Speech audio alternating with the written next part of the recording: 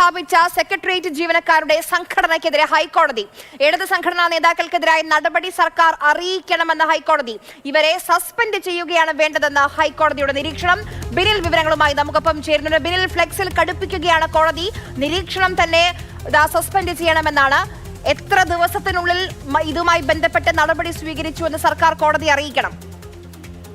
ആര്യ, ഒരാഴ്ചത്തെ സമയമാണ് ഇപ്പോൾ ഹൈക്കോടതി നൽകിയിരിക്കുന്നത്. നേരത്തെ തന്നെ ഫ്ലെക്സിന്റെ കാര്യത്തിൽ ഹൈക്കോടതി കടുത്ത നിലപാടെടുത്തതാണ്. ഹൈക്കോടതിയുടെ ഈ വിലക്കും നാട്ടിലെ നിയമവും ഒക്കെ നിലനിൽക്കെയാണ് ആ നിയമനിർമ്മാണത്തിന്റെ ഏറ്റവും പ്രധാനപ്പെട്ട കേന്ദ്രങ്ങളിലൊന്നായ സെക്രട്ടേറിയറ്റ്, അതായത് സംസ്ഥാനത്തിന്റെ ഭരണസിരാ കേന്ദ്രത്തിലെ ജീവനക്കാരുടെ സംഘടന, പ്രത്യേകിച്ച് ഭരണപക്ഷ സംഘടനാ നേതാക്കൾ മുഖ്യമന്ത്രിയുടെ കൂറ്റൻ ഫ്ലെക്സ് സെക്രട്ടേറിയറ്റ് മുന്നിൽ തന്നെ സ്ഥാപിച്ചത്.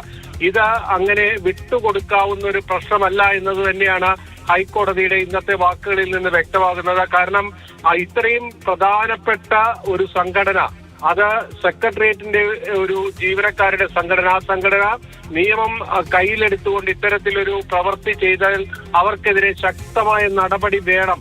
അതാണ് ഹൈക്കോടതിയുടെ നിലപാട്. അന്വേഷണം നടത്തി ഒരാഴ്ചയ്ക്കുള്ളിൽ നടപടി അറിയിക്കാനാണ് ഇപ്പോൾ ജസ്റ്റിസ് ദേവൻ രാമേന്ദ്രൻ നിർദ്ദേശിച്ചിരിക്കുന്നത്.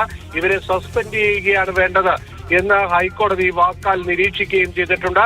ഇതിനിടയിൽ തന്നെ പോലീസ് ഇപ്പോൾ കേസെടുത്തിട്ടുണ്ട്. കോർപ്പറേഷന്റെ പരാതിയിലാണ് കേസെടുത്തിരിക്കുന്നത്. ഇത് സംബന്ധിച്ച വിശദാംശങ്ങൾ സംസ്ഥാന പോലീസ് മേധാവിയോടും ഹാജരാക്കാൻ ഹൈക്കോടതി നിർദ്ദേശിച്ചിട്ടുണ്ട്. ശരി.